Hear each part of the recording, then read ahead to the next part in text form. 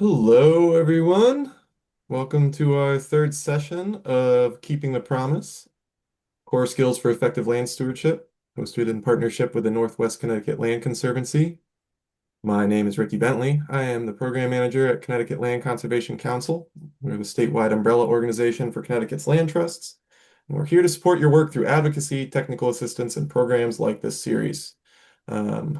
This series is focused on sharpening the practical skills needed to ensure the enduring integrity of our stewardship programs, helping all of us uphold the forever promise we make to the land and our communities.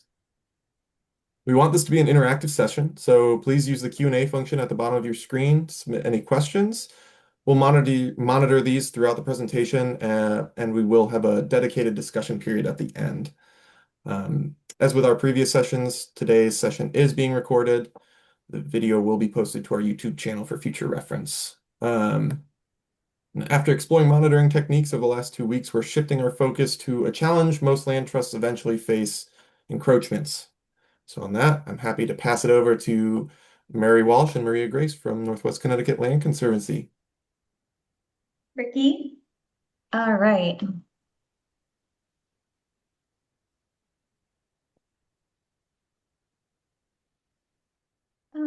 Okay. Can everybody see my screen? Not yet. It's still loading. There it is. There it is. Okay, great. All right. Hello, everybody. Welcome back. If you've been to the other sessions or the webinars here, and welcome if you haven't come to any yet. Today, like Ricky said, we're going to be talking about preventing and addressing encroachments onto our property.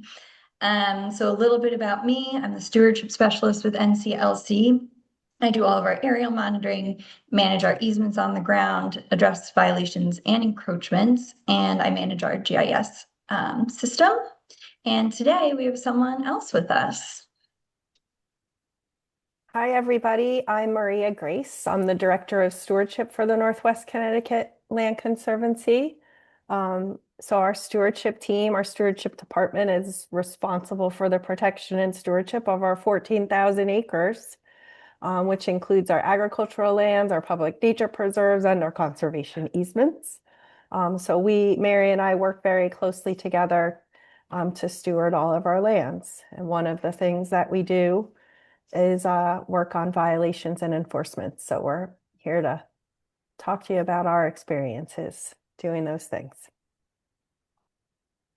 To give you some background, we're really lucky here to have 11 staff members, and 3 of us are on the stewardship team. And as you can see here, we have a lot of properties, so that's a really good thing for us. Like Maria said, we have over 14,400 acres and growing all the time, and that's over 500 properties, both fee and easements.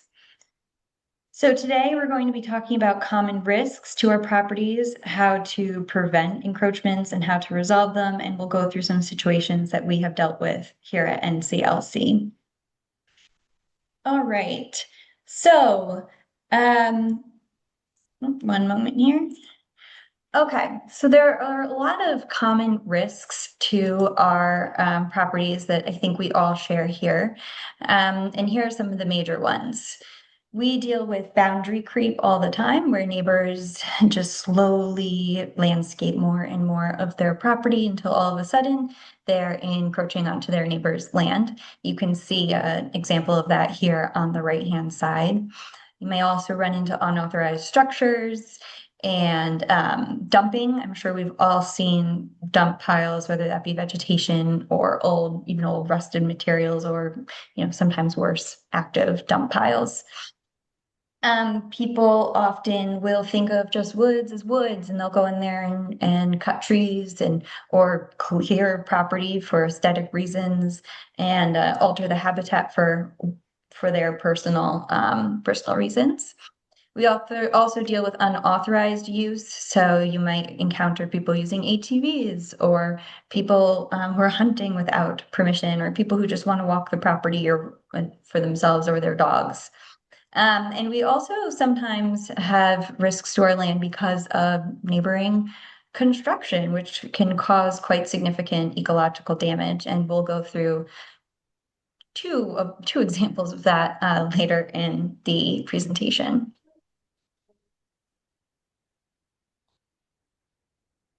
Okay, why does all of this happen? Well, as land trusts age, our population and our neighbors also change and move on. So new landowners might not be as familiar with your land trust and what a land trust even is and what the mission is. And sometimes people don't realize their boundaries because there's no signs and they're not sure. They haven't looked at their surveys when they moved in, like all of us do. Um, Sometimes the landscape changes. So if there's a dead or dying tree, people might not think to contact the land trust to cut it down. Or with invasive vegetation, all of a sudden the risk to properties change. And again, people are just unsure of boundaries. They might look at a stone wall and think that it's their property when actually it's not. Or there might be some sign, some reason that people might think their property goes all the way maybe to the edge of a meadow or something like that, when in reality it does not. And then, of course, we also run into people who just don't care. They'll do whatever they want, wherever they want, without consideration to whose property it is. And that, unfortunately, is something we deal with more than we'd like to. All right, but there's also some risks that we can control internally, and there are some practices that we want to avoid because they can cause confusion later. We might have weak documentation, especially from long ago before there was all these wonderful standards and practices that we adhere by now. There was just gaps in the knowledge that was shared on paper. We might fail to enforce issues. Now, that doesn't mean that we can't enforce them. We still certainly have the right to if we didn't in the past, but it can cause encroachments and violations to persist and get worse. We ourselves can be uncertain of boundaries, or we might miss chances to coordinate and communicate with landowners. And then, of course, the reality is that a lot of us deal with insufficient capacity and financial strain. We just don't have the time to deal with everything. We have a lot of priorities that might conflict with one another, or we might just not have the capital to handle issues in the way we would like to. All right, so a few things that I want to go over are the land trust standards and practices. These are incredibly important to know. You've seen this a lot if you've come to the other webinars, but we can't stress this enough, is that we need to steward our properties responsibly. This is the one big thing that doesn't change for our land trusts. This goes on forever. We're protecting the land forever. So we have to make sure that we're doing this right. The Land Trust Alliance standards and practices, we say we have to view our properties annually. If you are using aerial monitoring, like we went through in another webinar, you still have to go on the ground every 5 years and document within 3 months. We have to address management issues in a timely manner that includes encroachments. We have to have clear policies and maintain clear records.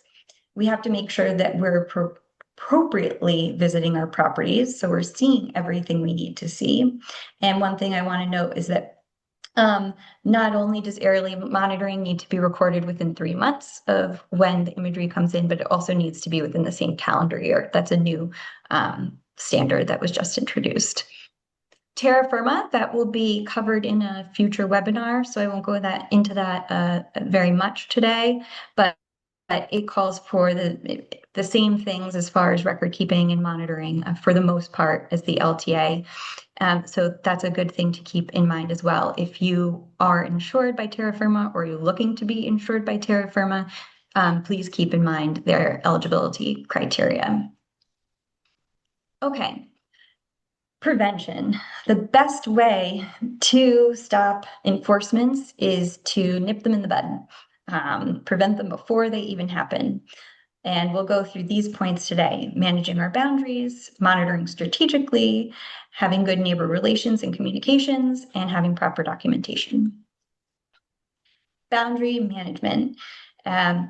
We need to look at our surveys, digitize our boundaries, keep track of where the boundaries are in the land and make that clear to other people. It's really easy to sometimes go out into the field and gloss over maybe the survey, just quickly glance at the deed, make sure there's no restrictions, and then get out there and all of a sudden you're in the middle of the woods or on a property boundary near a neighbor's house and you realize you're not exactly sure where the boundary is. You might be standing on what you think is a corner based on a GPS unit, but let's say you can't find an old pin, you won't be exactly sure. Surveys, especially new ones, can be incredibly helpful for this. On the left-hand side, you can see that the survey shows stone walls. It even shows a path on the ground. So this is a good example of how a GPS unit might not be exactly right, but if you know where a boundary pin is compared to this path, say, you'll know where to look for it. You have a landmark there to use when figuring this out. So know where those landmarks are before you go out, and make sure that it's mapped as accurately as possible to look at with something like a GPS unit or on your phone. In this area, especially in such a wooded area, even if somebody did pin a property boundary or put in a cement monument at some point, those easily get lost.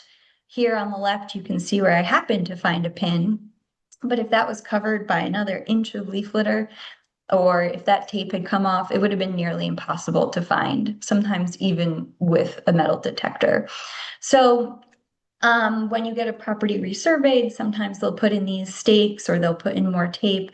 But even if you don't get it resurveyed, make sure that you, as a land steward, are making those survey markers more visible so that you know where they are, and so future stewards know where they are, and so that neighbors can find them. So that means going out there with new tape, or you might put a wooden post next to the survey pin. Dig them out. If there's a lot of leaves around them, dig them out. Make sure that they're sticking out of the ground.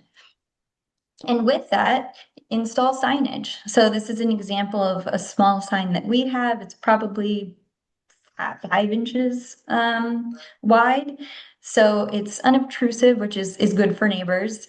And but we put them about every 100 feet, say, or more or less, depending on the risk to the boundary, as close to the boundary as we can. You might have heard people say that good fences make good neighbors, and the good and the bad of that. But it's true, and for us, and as far as encroachments go, these signs can be very, very informative to you, to future stewards, and to neighbors. Okay, monitor strategically. We talked about this a little bit in past webinars, but focus on high-risk areas, document everything, think about when to go out with others, and consider when you're going out. So you want to focus on high-risk areas, which could include and do include places where your neighbors border you closely. If there's a nearby subdivision and you aren't sure about the property line, or you think they might not be sure about the property line, make sure to see that. Really make sure to see it no matter what, and document them. I had a past boss who was very helpful when I first started in this world over a decade ago, who made sure to take pictures of absolutely everything. And in the beginning, I thought, well, why? There's nothing happening here. But that doesn't mean that something won't happen in the future. So take a picture, even if it looks like nothing. Consider the season. Like I said, not all places are accessible all times a year. So make sure you go out when you can get there, and bring somebody with you if you think that there's a risk, whether it be of encroachment or to your safety. Those same neighbors who might do whatever they want over a boundary might pose a safety risk to you or to others. So having someone else as a witness, and someone else who can just back you up can be really great. And also, I can't even count how many times I've been out with somebody and they just spot something that I don't see, encroachment or otherwise. Like Maria knows, the guy in this picture could find a bird 100 yards away.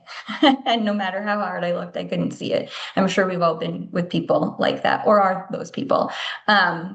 So bring someone with you if you can. Neighbor relations and Especially, oh, and I go just ahead. want to, especially when you're dealing with an encroachment, if you think that there is an issue out there, it's always best to have somebody join you, Yeah. if possible. And there might be details that you think there's no way that you can forget, even if you write it down, but having that different perspective will just inform conversations and documentation later on. All right. So keep in touch with your neighbors. Try to meet them if you can. Put yourself out there and also just keep an eye on them from afar too. We try to reach out with landowners as much as we can. We send welcome packets to new easement landowners. We do that if we hear of a new neighbor to a fee property. And invites your neighbors into your community. It shows that you care, and it allows you to educate people on these lands and to show them what you do. And then keep that up. So maybe reach out to them every year. Make sure that they're on your mailing list. Just keep you on their minds. Don't let them forget about you. Um, and it just reminds them that you're an active organization. You're not just a passive entity who's not paying attention or not upholding the promise that we all make when becoming part of the land trust community. Um, and then think about personalizing it a little bit. This picture on the left is one of my favorites, and I saw it on a conservation easement, and I sent it to the person. In the past, I printed them out and put them in a letter so the person has a copy of them. So keep it personal and keep it light when you can. Maintain and Just, develop these. oh, Go ahead. just to just to add to it, with our public nature preserves, anytime we protect a new property, we always think about contacting those abutters, those adjacent landowners, and letting them know, yes, your land, the land next to you has been protected. It's a wonderful thing. And we're here if you have any questions or concerns. And just that brief touch point lets them know that we're people and we have a stake and some skin in the game to make sure that property is protected and well cared for. So many times our neighbors become our eyes and our ears. So when there is an issue, we can address it immediately. Yeah, and the other thing is some of these neighbors might have lived next door for decades, and Mm. they might have really invaluable insight on what the uses of the property are or have been, and they can help you build this, put together this rich history of a property that you might not have been able to do otherwise. And similarly, you can share the history of the property with them, point out things that they might not have known before. And I found that to be a really interesting part of these relationships. Okay. Now, when I said keep an eye on them from afar, you could do things like permit monitoring. Most of the time, you should be getting notifications if somebody's doing something on an abutting property, but depending on the town and how they function internally, that could slip through the cracks. So keep an eye on those types of things, or if you do get a notification, look closely into them. Of course, you want to make sure there's no encroachment, so you'll probably want to go out there. But also, the site plans that are put in permits are a great tool. They can inform your understanding of a property boundary in a way that you might not have been able to do before. Maybe your survey is really old and leaves a lot to desired, but if a new house is going in and they get one, that's really good to know. And this is another chance to connect with that neighbor. And also importantly, it can be a great chance to connect with contractors. In a local community, there might be one person who's doing a lot of the work across town. And if you can connect with that person, then they understand that land trust property is important and protected, and there's people keeping an eye on it. And that education could be enough to prevent encroachments somewhere completely different in the future. And it also creates a timestamp for these potential encroachments. Having a timeline is incredibly important, both internally, but also if you have to move forward with legal action. Um, having these timestamps really helps to develop that timeline. Okay, branding.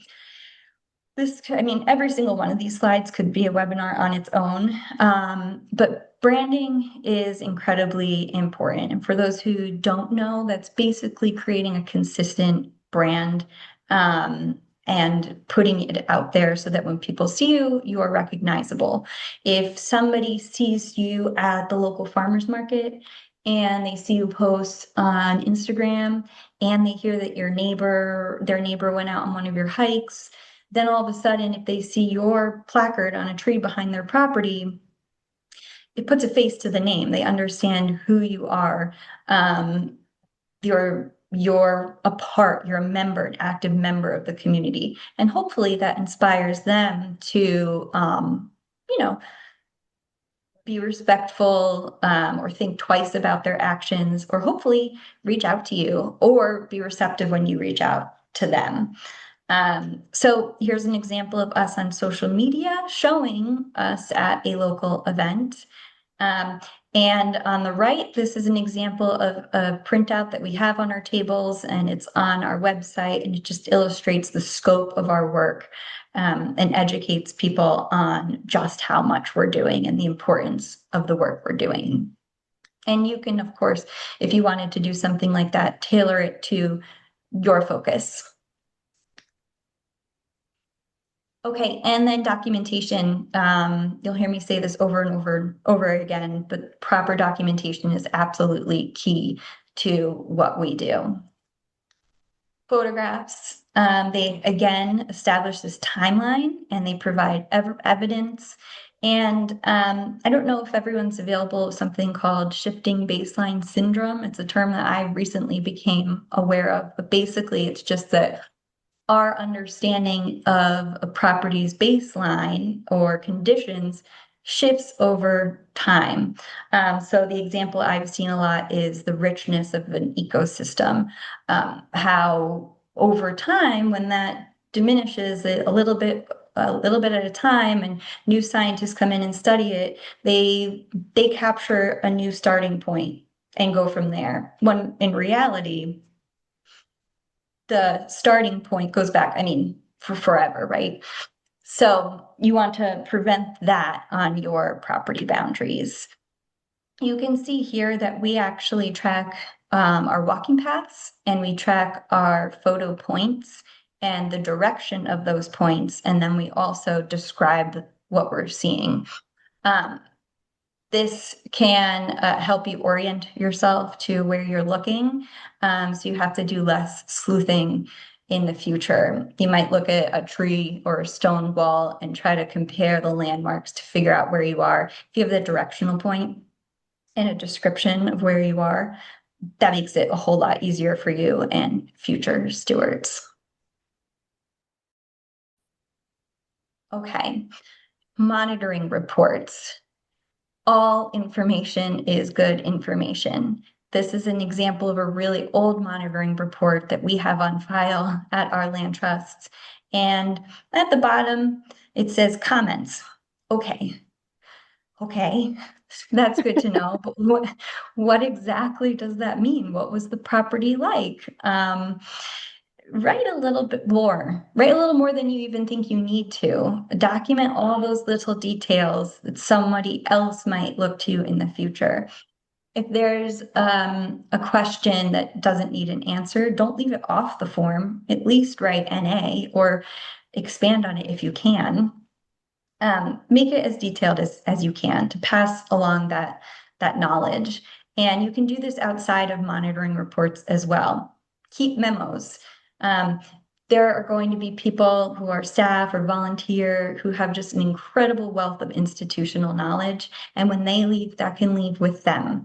So write it down, put it in your files, provide insight into your thinking, and capture those details that you maybe wouldn't put in a monitoring report or anywhere else. Okay. Now, you've done all you can to prevent an encroachment, but it still happens. So how do you go about resolving it? We always keep in mind the standards and practices set forth by the LTA. We consider the severity. We want the response to be equal to the severity of the action. And that's going to be guided by an internal written policy. And then again, we're going to document that thoroughly. And then unfortunately, sometimes we may have to elevate the issue and take legal action. Okay, so you're going to want to look at practice 11E2 and practice 12C3 with the land trust standards and practices, and not these, just make sure to read all of them and make sure you're capturing everything.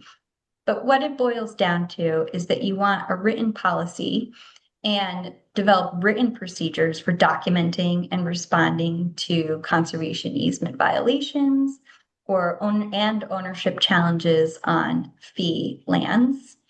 You want to investigate them in a timely manner and document those actions and show that you did that, and show that the actions were consistent again with the restrictions, the conservation values, and they don't result in private inurement or impermissible private benefit. We'll go over what those are in a moment.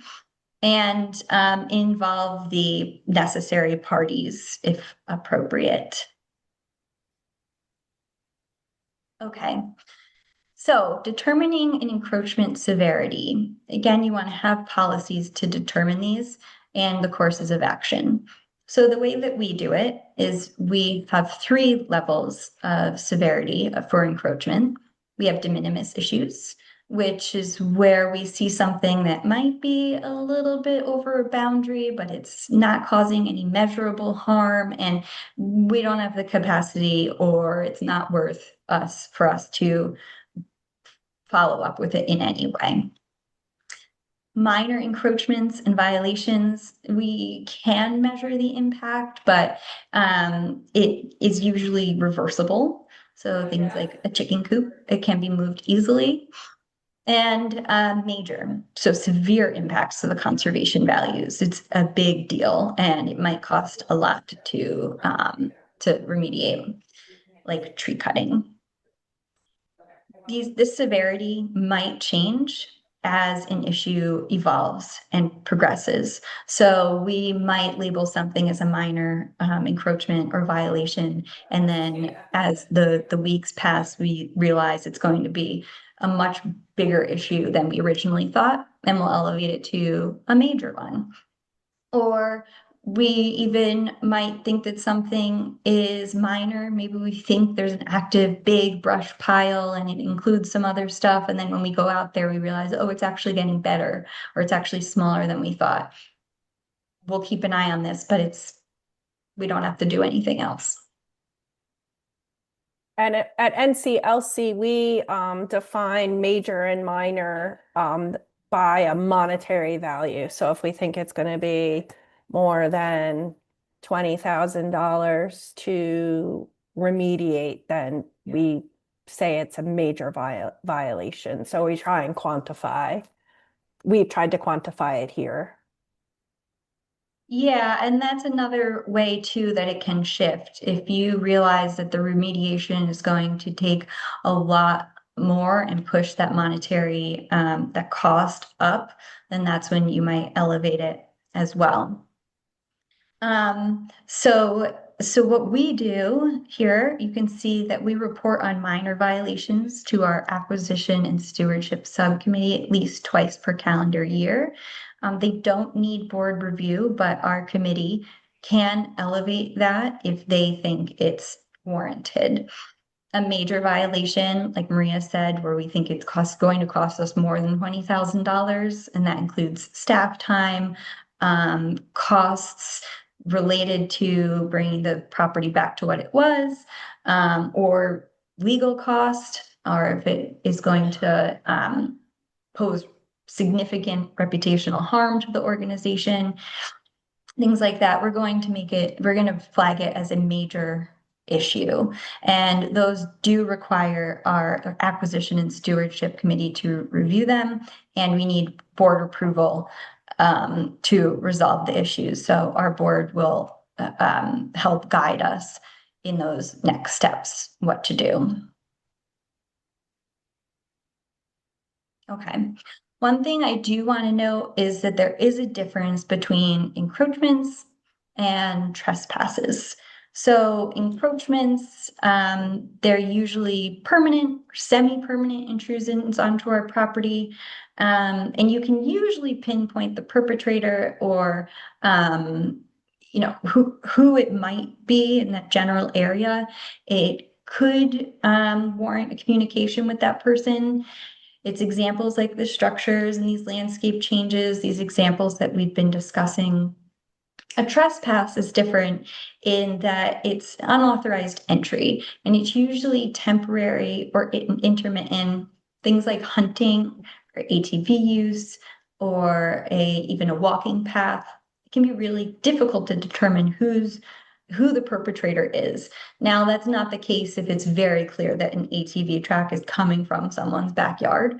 But if they're accessing your property from a public road or, an abandoned, paper road, you're not going to know who's doing it. So that's going to change the way that you respond to it. And when I say it might warrant broader communication, that means since you don't know who's doing it, you might want to reach out to the whole community. So you might want to do things like make a social media post or put a more detailed, larger sign at that point of entry, saying conserved land, no ATV use, something like that. And I'll show you an example of that in just a moment. Okay, so what do you do if you have to resolve an encroachment? So step one, there's the initial discovery. Step two, you're going to investigate the encroachment in more high detail. Step three, communication. Step four, determine the resolution. And then after that, you can go one of two ways. You can resolve the encroachment in-house, or you might have to elevate it and pursue legal action. Okay. So initial discovery, we can find things two ways or, even three ways.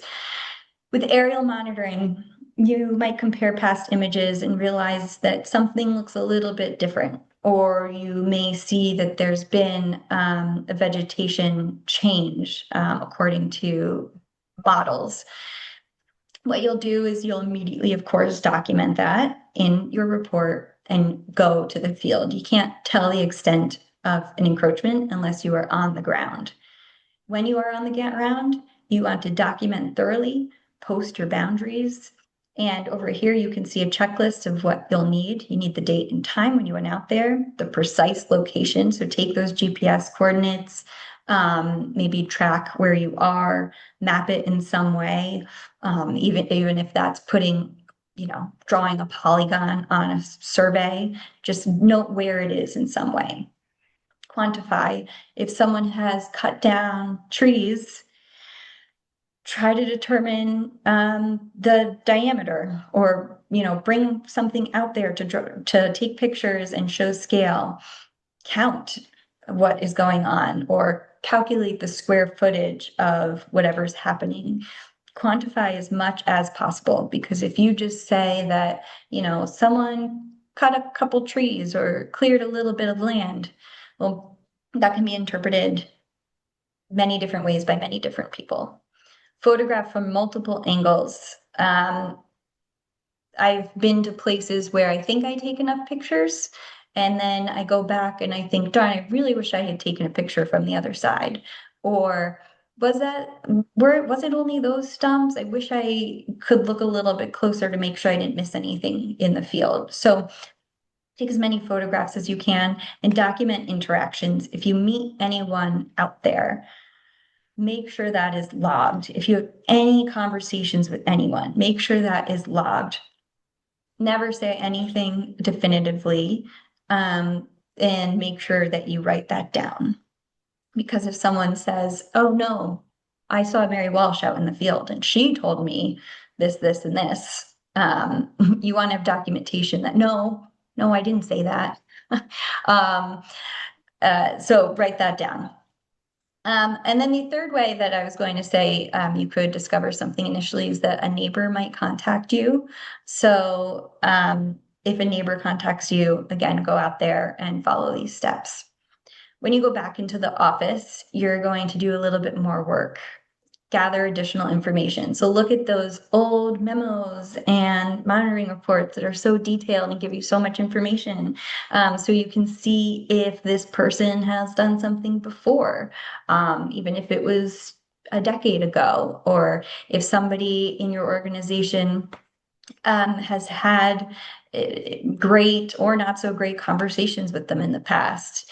That's important to paint the picture. And of course, review your deeds and surveys and easements. That should all happen before you go out, but sometimes you might want to dig a little bit deeper once you have a full understanding of what you're seeing on the ground. Now, for de minimis issues, you can stop here and continue to monitor it, continue to keep a close eye on it, but maybe just set it to the side. And if you have to elevate it later, do so. But at least do all of this if you see a potential encroachment. Okay, communication. We always try to be as friendly as we possibly can with neighbors. So start there. Start by giving them the benefit of the doubt. A lot of people just don't realize what they're doing, or they don't realize why it matters. And then once you educate them, they understand. So start with that. We always send certified letters when we believe there might be an encroachment onto our property. We send them certified so that, again, you have that documentation that they definitely received it. It didn't get lost in the mail, so they can't say that they didn't get it if you get that certification.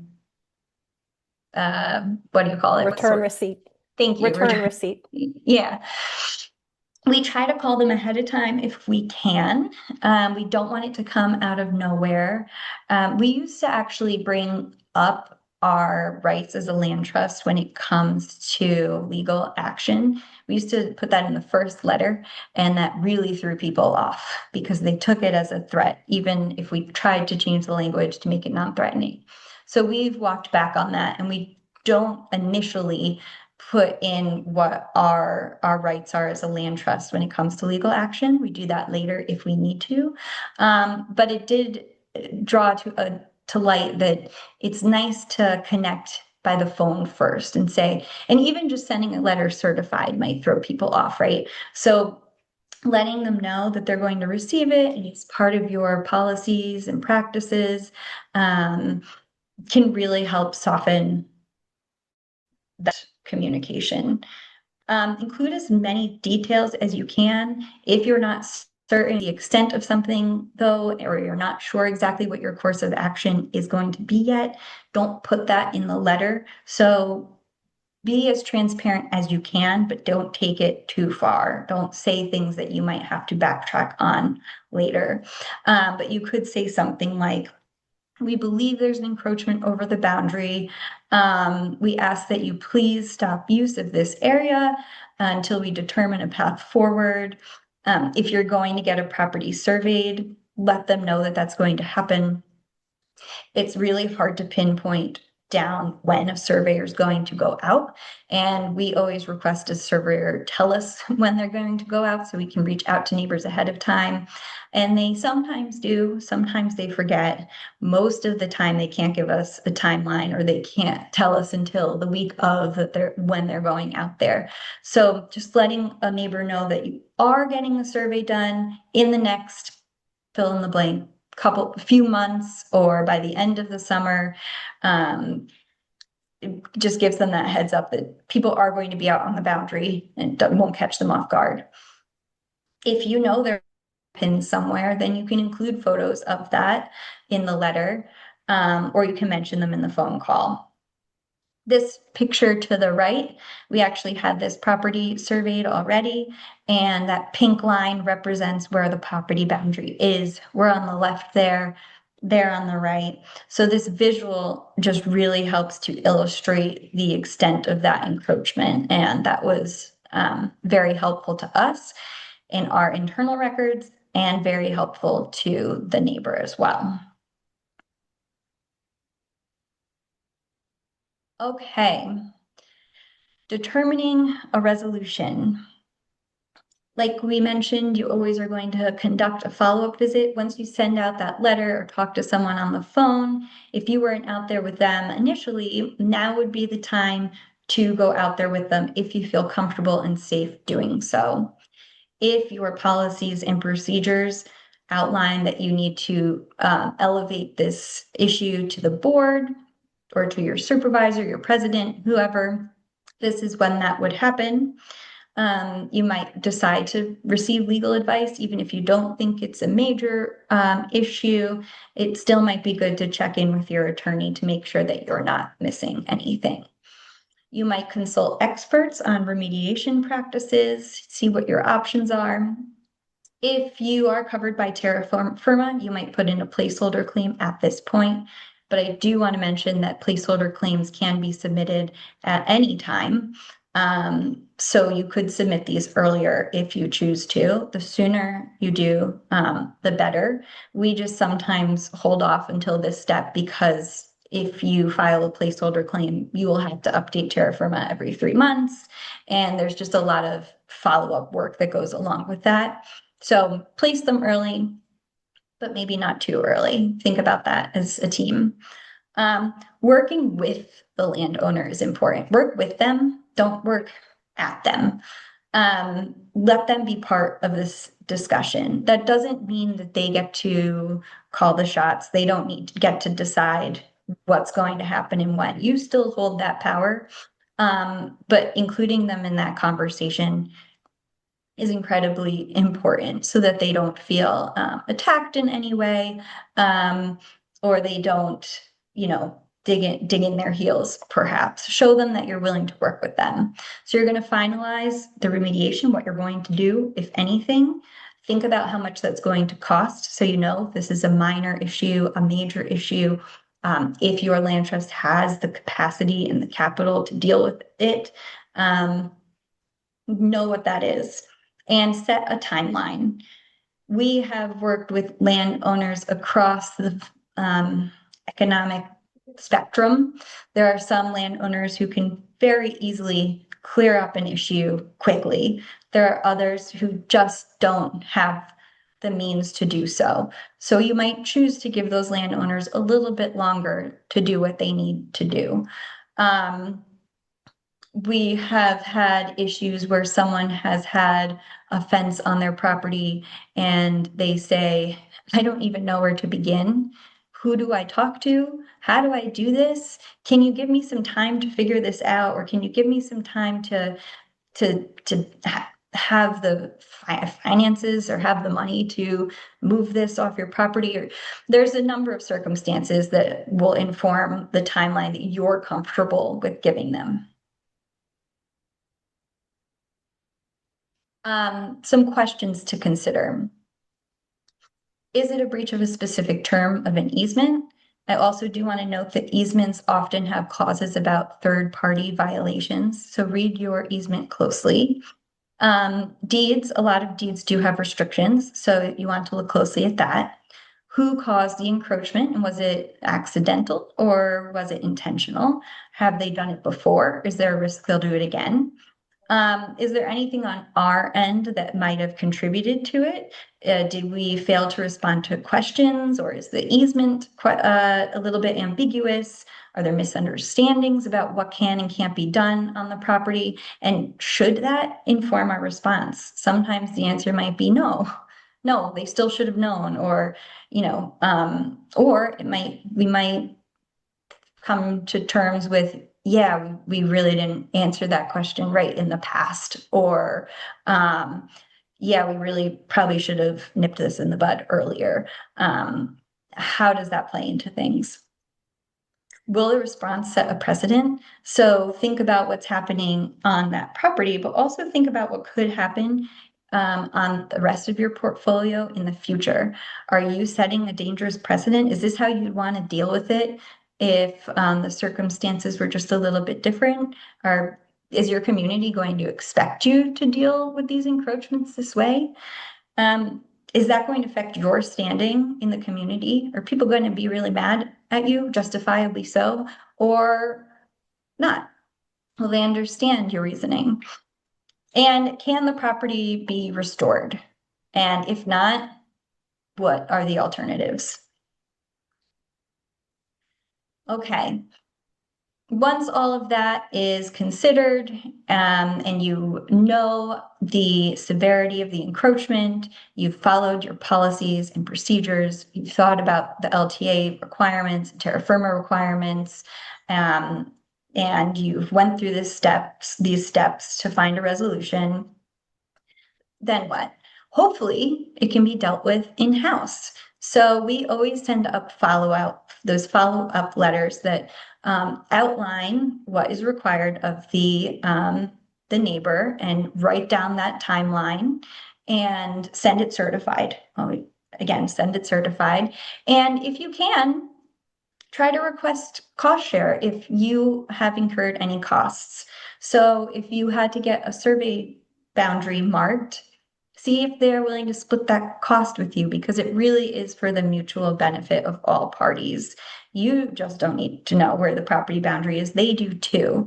That doesn't always go over well, or people aren't always willing to do that. But with certain people under certain conditions, it could be worth asking.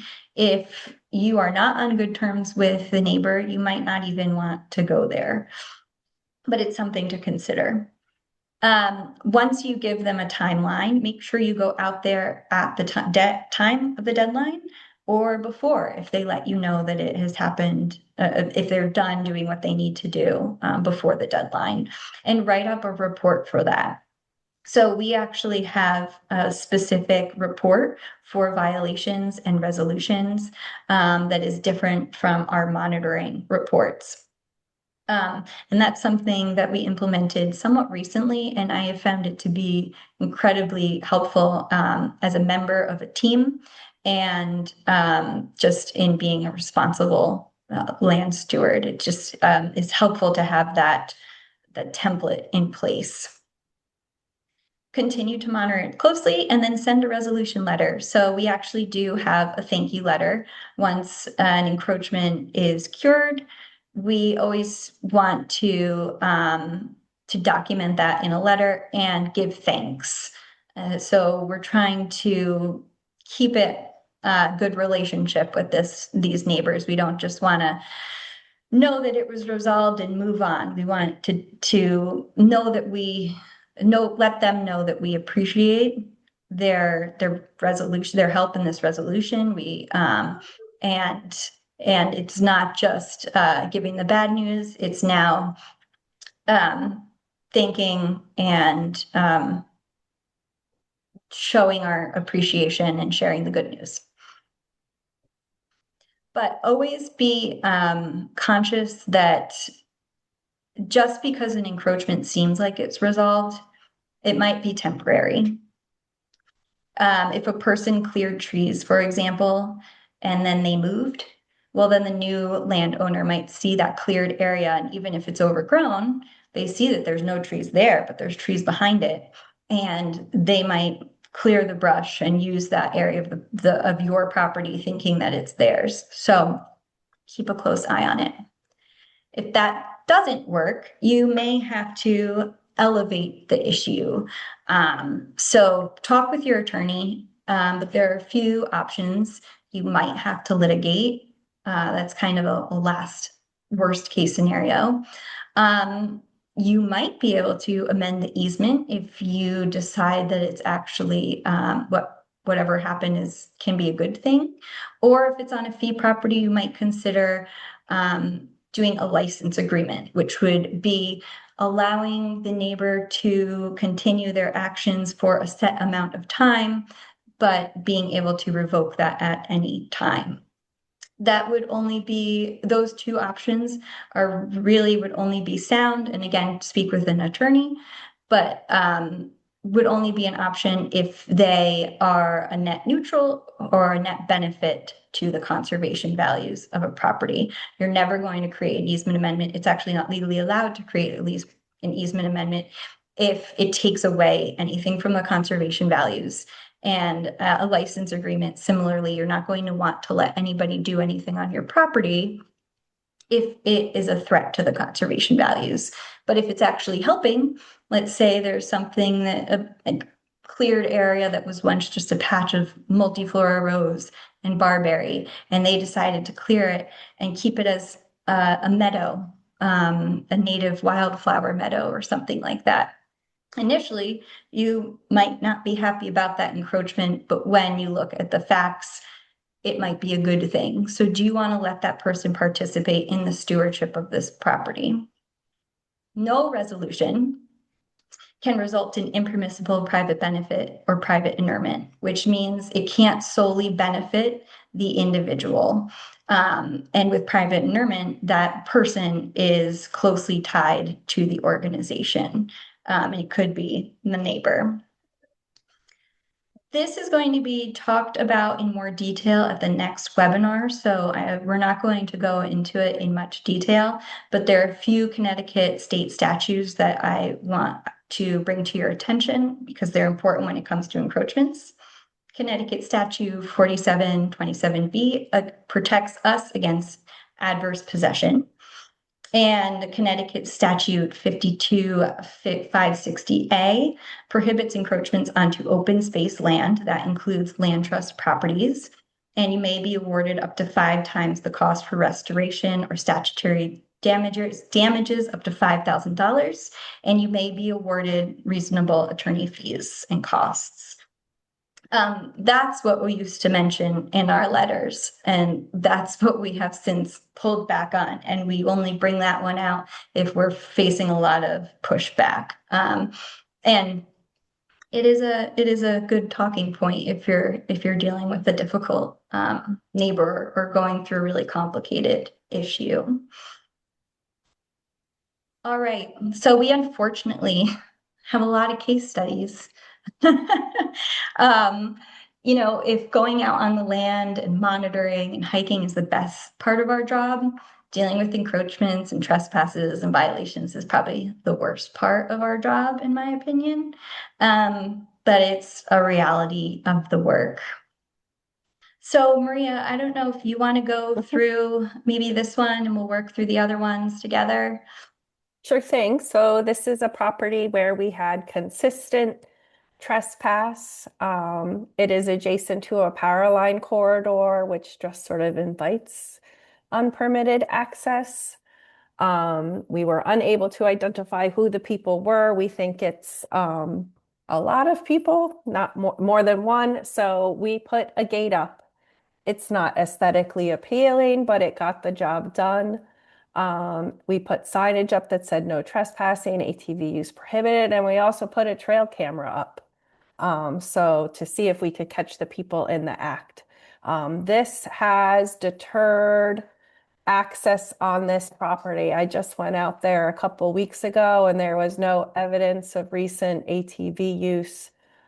So this is working, and we're just monitoring it a couple times a year to make sure that we continue to see no trespass.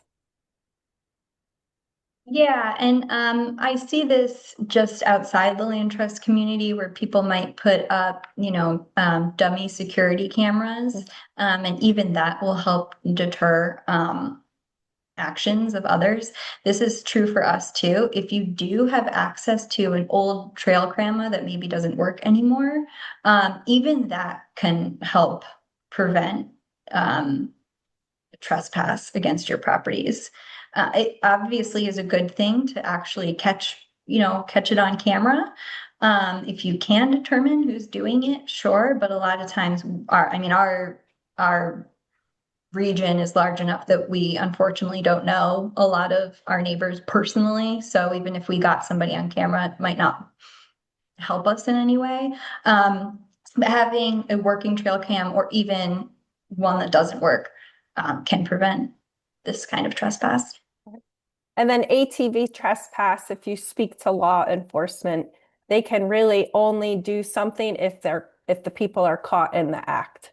So if they're on their ATV, if they're if you catch them on the trail camera with their ATV, you can't do anything unless you catch them and know specifically who the people are, which makes it difficult to catch ATV users. Yeah. Okay, here's an example of a minor violation. There was a golf net, dump debris, and invisible dog fence on our property. This is something that some might even consider de minimis if you're not exactly sure where your boundary is and it's within a couple of feet. But what informed our thinking on this is the invisible dog fence specifically adds a little bit more weight to this issue.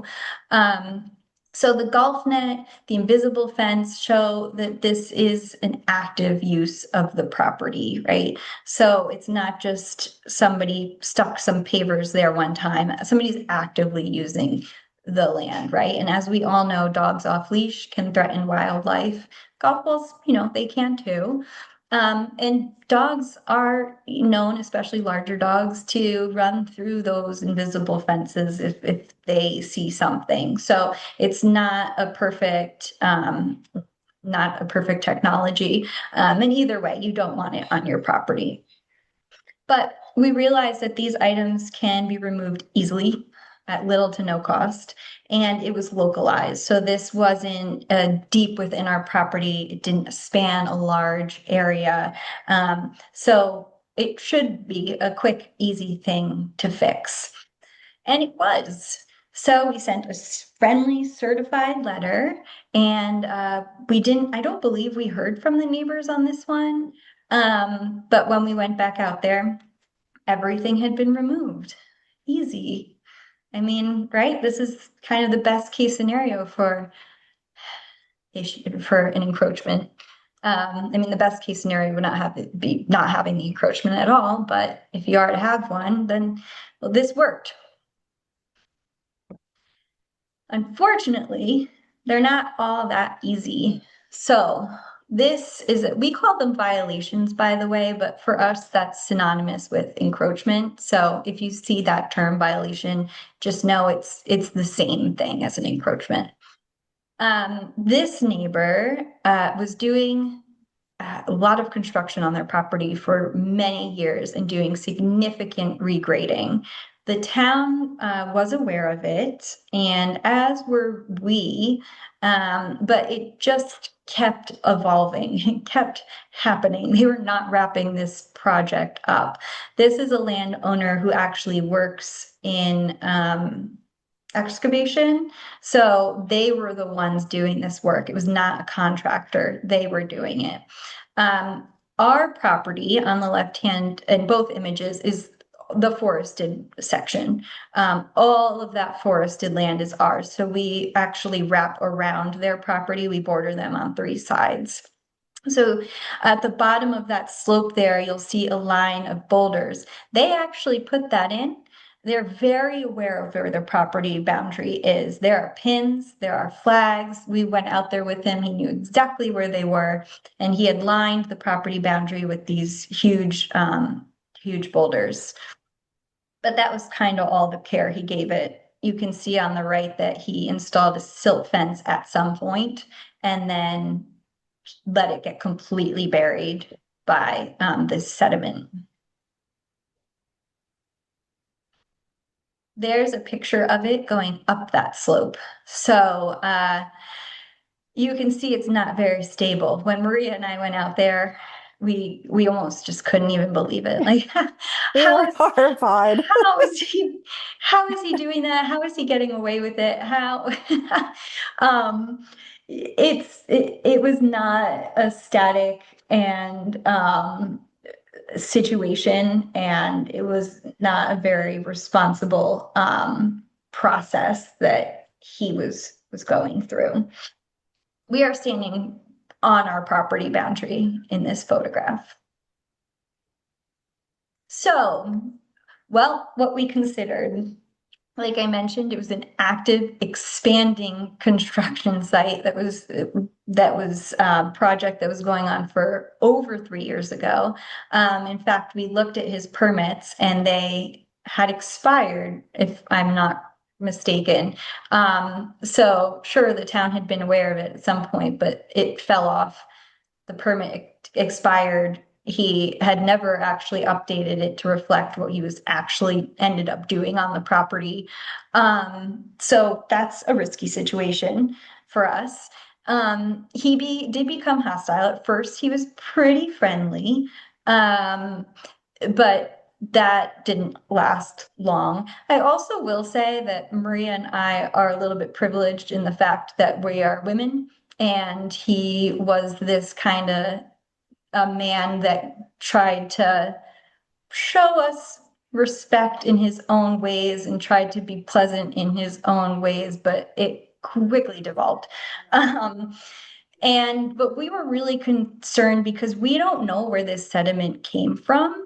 This is not uh, in line with what the superficial geology and soil profile is of this area. It's really sandy sediment. And so we were concerned that he brought it in from somewhere. We really didn't know. And we, at that point, wouldn't put anything past him. So we were very worried about soil contamination and vegetation dieback.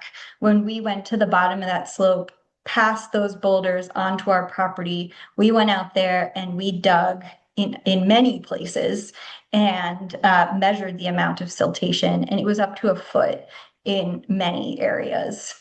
This was, I think, early fall, so there weren't leaves on the leaves had fallen and covered everything. But you can tell that this just had been going on for a while and getting worse and worse. And it was on our radar. We did know it was happening. We had been out there, but like I said, his use had expanded. This slope it was that, I think it was 2024 when we got just a massive amount of rain that caused a lot of erosion. So we met him in person, actually a few times. Eventually, we realized that it was not going to be resolved amicably. So we sent him a demand letter, like a cease and desist letter. We did get legal review and we placed a terra firma placeholder claim. Because this was a major violation and we were fairly confident that it would cost over $20,000 to remediate, we did receive board review and worked with them to come up with a path forward. When he did not respond to our letters as a team, we had an attorney send a letter stating, that he needed to stop this action that was causing so much harm to our property. We ended up actually hiring someone to put up a silt fence. At that point, we were not getting, this landowner was not working with us at all. So we ate that cost and went out there and installed one ourselves, but also because we didn't trust him to do that in a responsible way. I mean, we saw his old silt fence. It was completely buried. He hadn't done anything to fix that. So we did do that. We did end up having to move forward with legal action, and we were able to settle with this landowner, and that did cover the cost of the silt fence and the legal costs. We decided not to do any environmental remediation here. It ended up being that would have cost a significant amount of money. We were not confident that it would actually be worth the environmental cost. Most of this area is Japanese barberry. It's not near a wetland. It's not a very healthy property. If it had been pristine woodland, if there had been a nearby stream, I'm sure that would have affected our thinking on that, but we did choose not to move forward with any environmental remediation.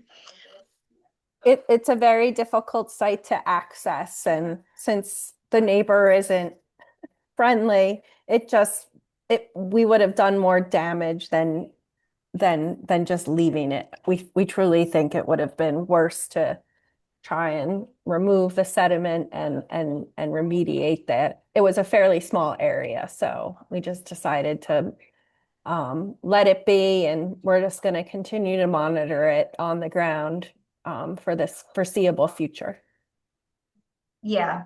Yeah, and you're right. If we hadn't access to this area through his property, we would have had to go in through another part of our property and gone through actually much healthier woods, and it would have been very hard to access for any sort of project of that scale. But this was resolved. So it was a big win. It was such a relief when this was finally over. And Okay. and he's aware that we are paying attention. So, and I just want to mention, we did not get any support from the town land Yeah. use office. They were very silent on the issue and said, it's a civil issue and we're not getting involved. Um, so, don't think that your town land use departments are going to help you when you're dealing with these issues, because very often they're just going to be silent. Yeah, and that was a really unfortunate situation because I think a few things played into that. I think just the overall internal structure of the town, or just the way they were doing things, was maybe not up to the standard we would hope. But there was also politics at play, unfortunately. I mean, we believe. Um, he was a well-known guy around town. He was known to be difficult. When I went into the land use office to look for the permits, everyone was like, "Oh, that guy." Like they knew him. They knew he was a problem, and I hope that that didn't play into their response, but it's possible that it did. All right, this brings us to last week. We received a call from a neighbor. He has lived at his property for many, many years. I believe he was around when our property was first donated. He knew the previous owners who donated the property. He recently got his line surveyed, so he was very aware of property boundaries. And he called us to let us know that his new neighbor was doing massive amounts of excavation and clearing on our property. And he admitted that it was also happening on that landowner's property. He was doing it on his own property, but it was extending down into ours. What we'll assume was unbeknownst to him. So everything you see in this photograph is actually our land. So the day we got the phone call, our public lands manager and I went out there together to take a look at what was happening. And we noted that most of the understory was Japanese barberry. So again, not great, not very healthy land. The neighbor, we did meet him and he was incredibly nice. And of course, you also always have to be prepared for the possibility that that might not be actually how they are. They might be putting on a face, but in that meeting, he was very, very kind, and we really took him at his word. He did not understand the property boundary. Unfortunately, the neighbor who had his property pinned, his line goes back further into the woods than the perpetrator of this issue. So he saw the neighbor's pin and flag deep in the woods and assumed that that was his corner too, when it actually was not. His is about, I believe, 30 feet or more closer to his house. So all that area in between where his property line actually was and the neighbor's pin deep in the woods is what he cleared. We counted 13 saplings that had been cut or pulled out by the roots, and just countless bushes and all of the leaf litter on the ground. Looking at this, it was difficult to completely quantify the extent of this issue because a lot of it was also happening on his property, but all of it was being dumped on ours. And also, you can see here that the vegetation created this shelf, and it's likely that this had that shelf had already existed, but grew quite a bit once this action had began. When we first went out there, the crew was still actively clearing. So we witnessed an excavator, we witnessed people with chainsaws, we witnessed people dumping the vegetation on this slope. So we know it was an accident, but it's still not great. The vegetation being uprooted obviously loosened the soil quite a bit. The removal of leaf litter is just it causes significant risk of erosion. And I don't think you can see this picture, but there is a brook down in the woods. So downslope from this clearing is a brook that, well, I happen to live on. So personally, it's not so great either. When we went out there, he asked if we wanted him to remove all of this vegetation and all of this dumping. And to which I said, no, don't do that. Actually, at this point, it's kind of acting as an earthen dam, and any removal of it is going to make this problem so much worse. He asked at that point if we wanted him to wood chip all the woody vegetation and to cover the landscape where he had cleared. At that point, we told him no to that too. We don't know what kind of seeds are in there. We don't know exactly what issues that could cause down the line. And again, we were in the field. We're not saying anything definitively. So we told him, please just stop. Here's where your property line is just about. We showed him the surveys. I showed him my GPS map. And he agreed to honor that approximate line that we had at that point and to cease all use and actions on our property. This was last week or 2 weeks ago, maybe at this point. So this is still very much an active issue. So right now we're in the process of resolving it. We have asked surveyors for quotes. We just need this one line pinned. We don't plan to get our whole property surveyed. In fact, with encroachments like this, we don't often do that. That would raise the price significantly, and we do have a filed survey. We just want pins along that boundary line put in place. We are also researching remediation. So we're looking into stabilizing the slope and best practices on how to do that and what that cost might be. And once we have a better idea of that cost and our path forward, then that we'll follow up with that landowner again and again include him in the process and try to maintain that good relationship and hopefully bring this land back up to a place where it's not such an active threat to the rest of the environment. And terraformer placeholder claim this is definitely a good candidate for that. This is exactly what terraformer placeholder claims are for.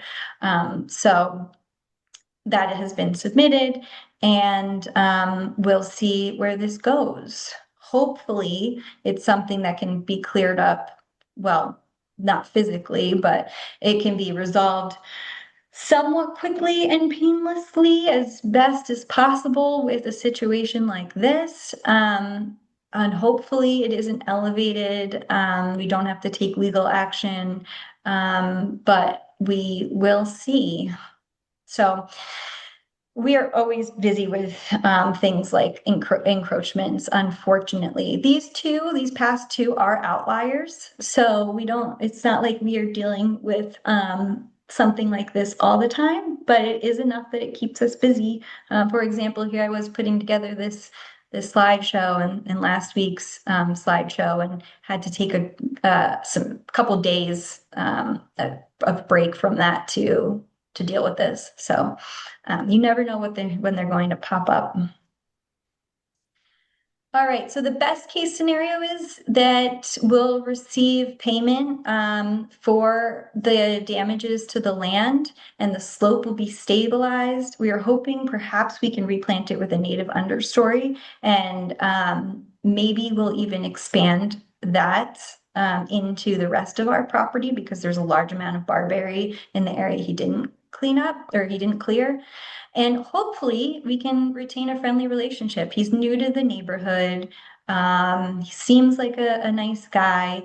We want to have a good relationship with him. We want him to be a member of our community and we want to be a member of what he'll consider his worst case scenario is we've got severe erosion with really significant impacts to the brook. We have to litigate and then we have a hostile relationship with that landowner. So we prepare for the worst, but we're hoping for the best. Okay, with that, we have some time for questions.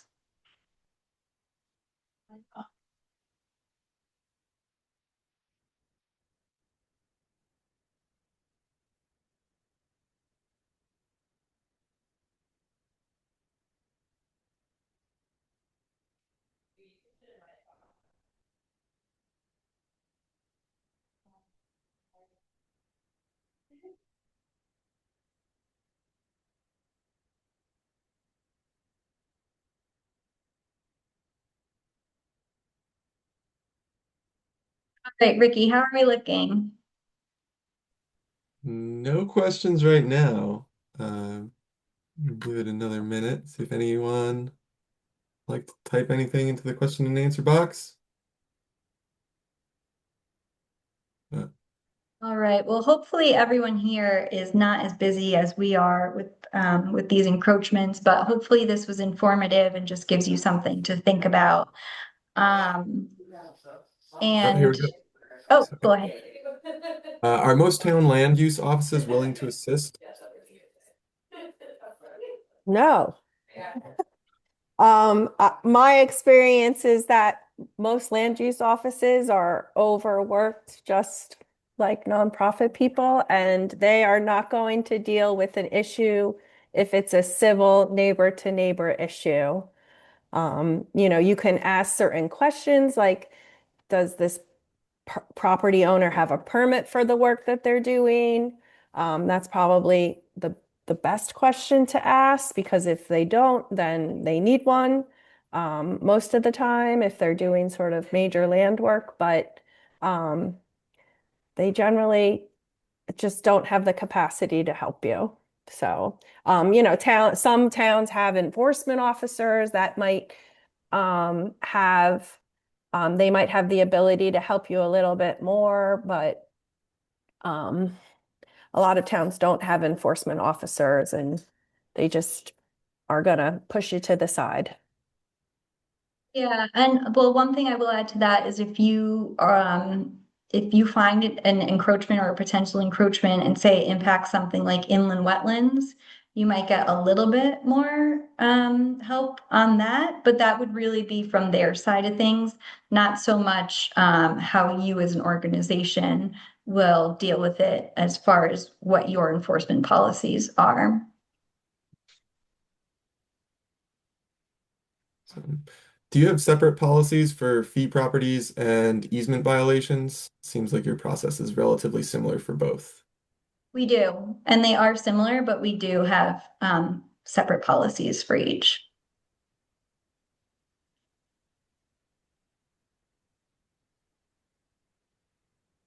We've thought about combining the policies, at least the enforcement policies, because generally we're following the same course of action when we identify an encroachment.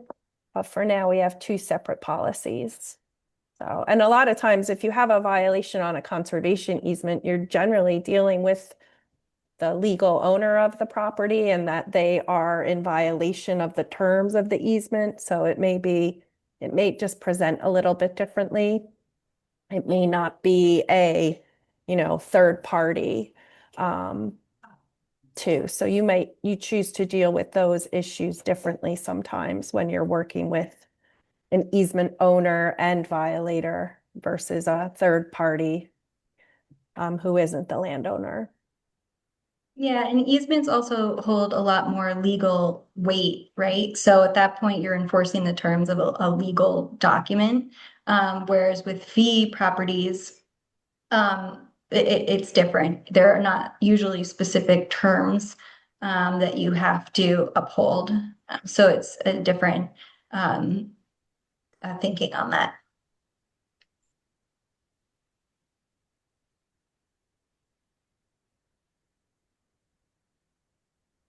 I see someone saying they'll come back to this when preparing to monitor, have monitor training later in the year.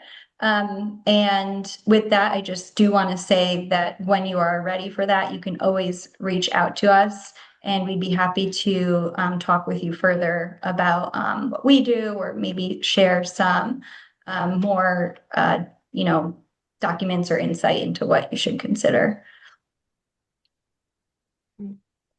Have you dealt with issues where encroachments are pre-existing on fee properties, and does that affect how you consider permissive use agreements and licenses? We have, and that is something that we deal with before we actually take ownership of the property. And well, the same thing goes with this situation is what happens if we already own the property, where is it cannot result in impermissible private benefit or private interment. So you're restricted with that as well, even if it is a pre-existing condition.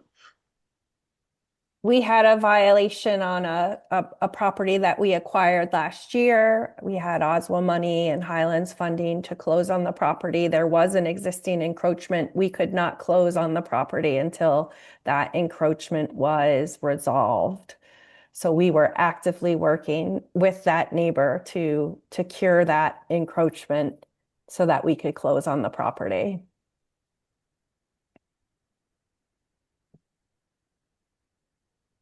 If you're resolving a violation in a wetlands, are you careful to state that your okay does not promise okay by the town wetlands?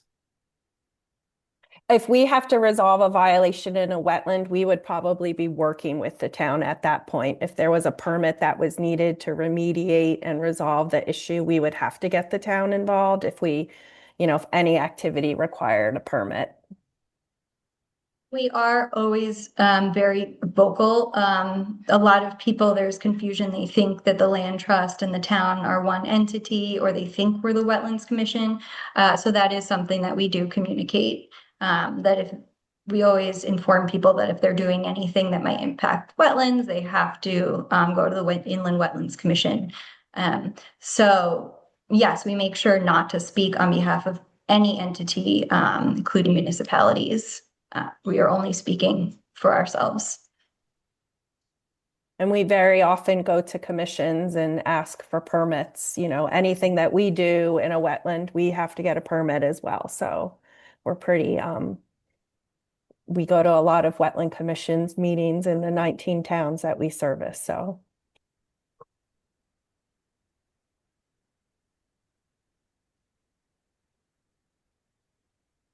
All right, that's yeah. end of the. And I just want to say one thing, just to clarify, we work in a lot of towns. The land use offices are always wonderful people to work with. They're always, sort of pulling on the rope in the same direction.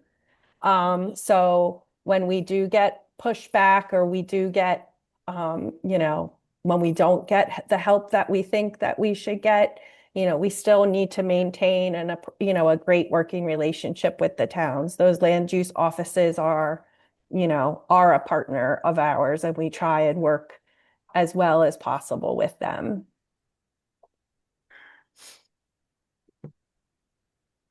Well, thank you so much, Maria and Mary, and we appreciate you bringing all of your knowledge and experience to us. Thanks, Ricky. And this is the last time everyone will see me in this series of webinars. So I just want to say thank you to everybody who's participated in any of them. Thank you. Take care. Take care.